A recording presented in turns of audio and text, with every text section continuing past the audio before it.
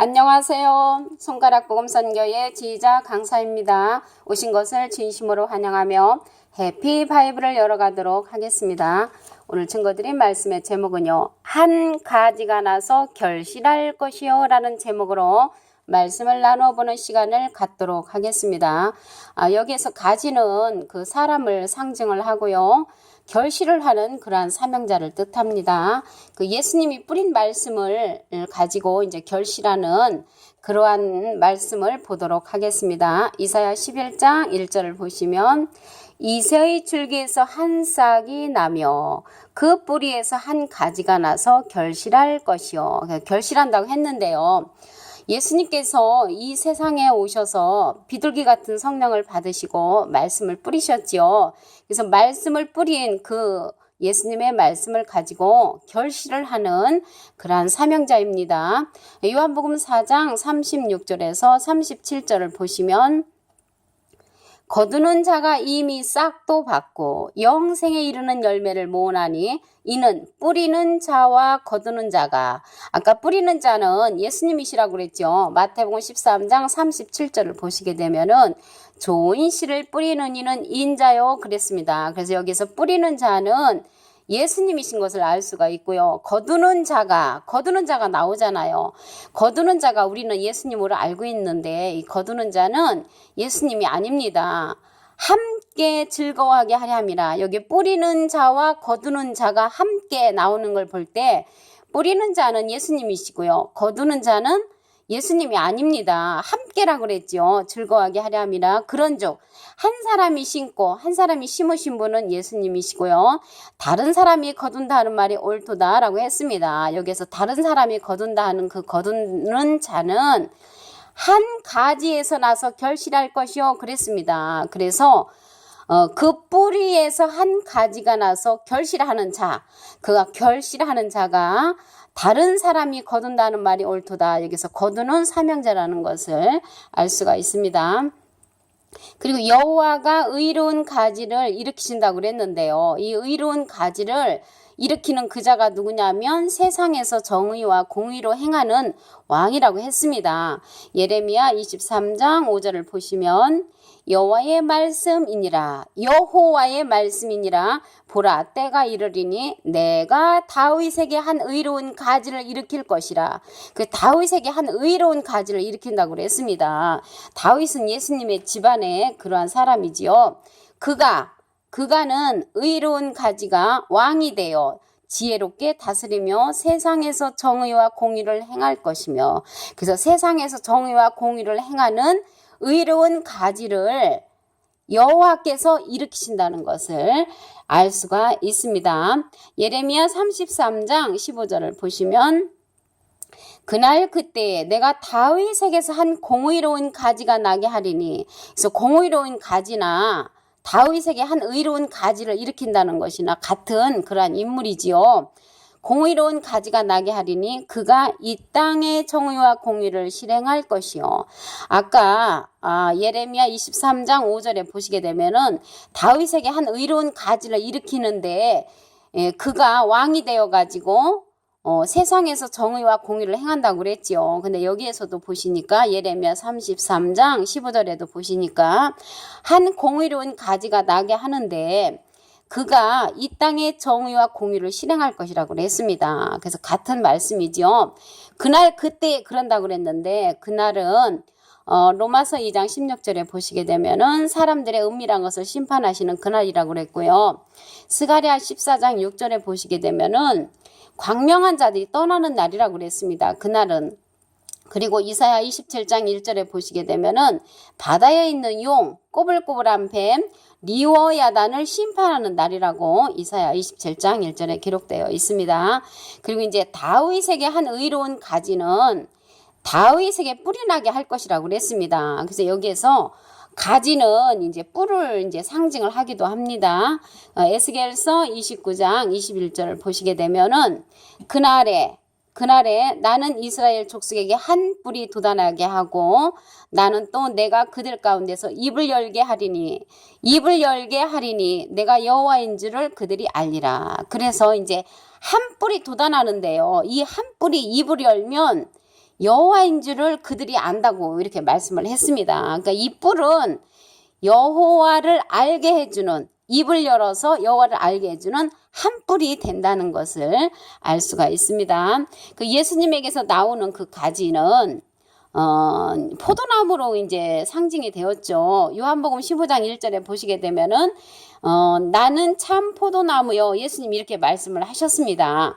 요한복음 15장 5절을 보시면 나는 포도나무요 너희는 가지라. 그래서 가지라고 그랬죠. 우리를 가리켜서 가지로 이렇게 상징이 되었습니다. 그래서 그가 내 안에 내가 그 안에 거하면 사람이 열매를 많이 맺나니 나를 떠나서는 너희가 아무것도 할 수 없음이라. 그래서 예수님이 뿌린 말씀 가운데 거해야만이 그 말씀으로 말미암아 결실가 될 줄로 믿습니다. 요한복음 15장 4절을 보시게 되면은 내 안에 거하라. 그 포도나무 안에 거하라는 것이죠. 나도 너희 안에 거하리라. 가지는 우리라고 그랬죠. 가지가 포도나무에 붙어 있지 아니하면 스스로 열매를 맺을 수 없음 같이 너희도 내 안에 있지 아니하면 그러하리라. 자, 여기에서요, 포도나무 그 가지에 우리가 이제 가지로서 붙어 있어야 되는데, 그 이제 신천지에서 그 백마탄자를 가지고 예수님이라고 하잖아요. 근데 이 백마탄자는 계시록 6장 2절에 보시게 되면 이기려고 하는 그런 사명자로 나옵니다. 예수님이 절대적으로 아닙니다. 그리고 신천지에서는 인자 같으니 예수님하고 비슷한 일을 갖다가 또 예수님으로 말을 합니다. 그런데 이제 인자 같으니가 어떻게 예수님이 될 수가 없지요. 같으니라는 것은 비슷하다는 것이죠. 예수님과 비슷하신 분을 갖다가 예수님이라고 합니다. 이러한 나무에 붙어 있으면 우리가 이제 잘못된 나무에 붙어 있는 것이죠. 그 예수님께서 나는 참 포도나무요 너희는 가지라고 했는데 참 포도나무와 같은 그러한 나무에 우리가 붙어 있어야만이 될 줄로 믿습니다.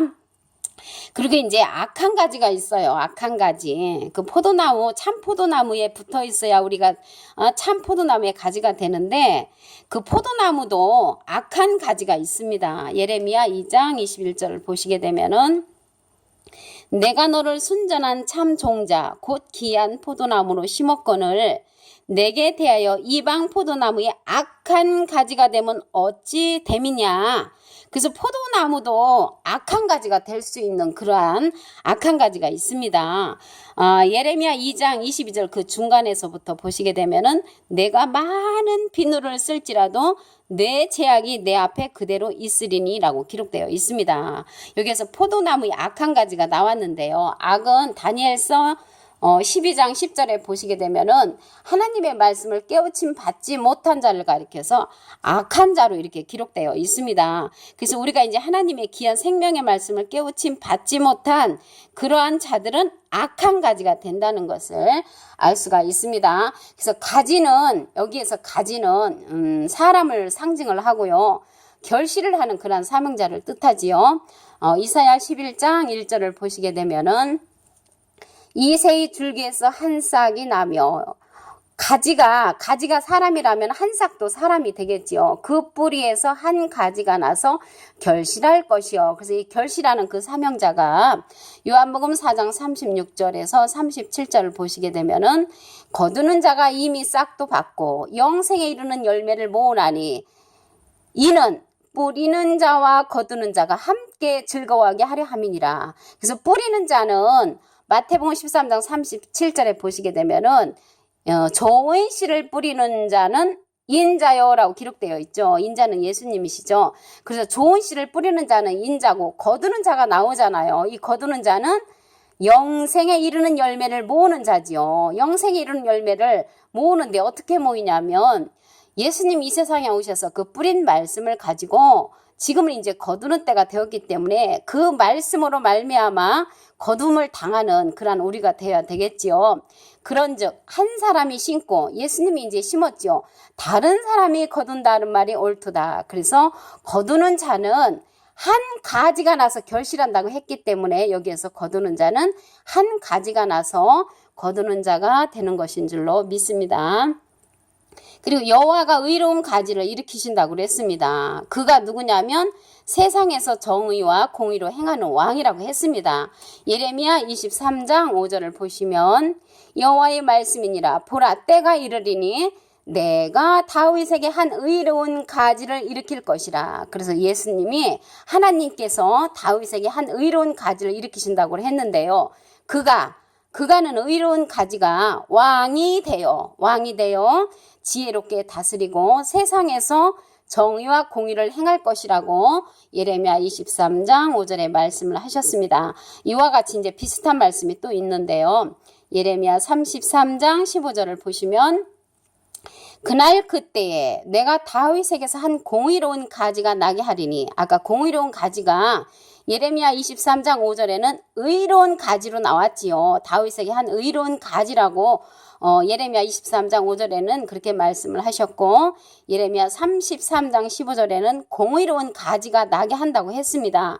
그가 이 땅에 정의와 공의를 실행할 것이라고 말씀하셨지요. 다윗에게 한 의로운 가지는 다윗에게 이제 뿔이 나게 한다고 그랬는데, 가지는 뿔이나 마찬가지입니다. 에스겔서 29장 21절을 보시면 그날에 나는 이스라엘 족속에게 한 뿔이 돋아나게 하고, 이스라엘 족속에게 한 뿔이 돋아나게 하고, 나는 또 내가 그들 가운데서 입을 열게 하리니 내가 여호와인 줄을 그들이 알리라. 그래서 입을 열어서 여호와인 줄을 알게 해주는 그 사명자가 한 뿔로 여기에서는 상징이 되었다는 것을 알 수가 있습니다. 그날은요, 로마서 2장 16절에 보시게 되면은 사람들의 은밀한 것을 심판하는 날이라고 그랬지요.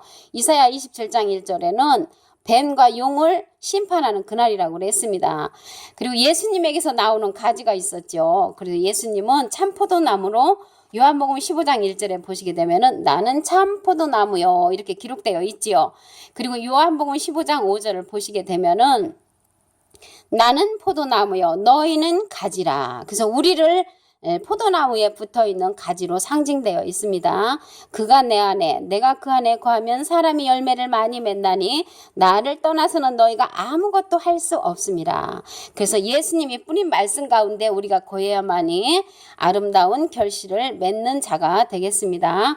요한복음 15장 4절을 보시게 되면은 내 안에 거하라 나도 너희 안에 거하리라. 가지가 포도나무에 붙어있지 아니하면 스스로 열매를 맺을 수 없음같이 너희도 내 안에 있지 아니하면 그러리라고 그랬죠. 그 예수님의 생명의 말씀 가운데 붙어 있어야만이 우리가 거둠을 당할 수가 있겠습니다. 그 포도나무에 있어도 악한 가지가 있죠. 예레미야 2장 21절을 보시게 되면은 포도나무의 악한 가지가 되면 어찜 됨이냐 이렇게 말을 했지요.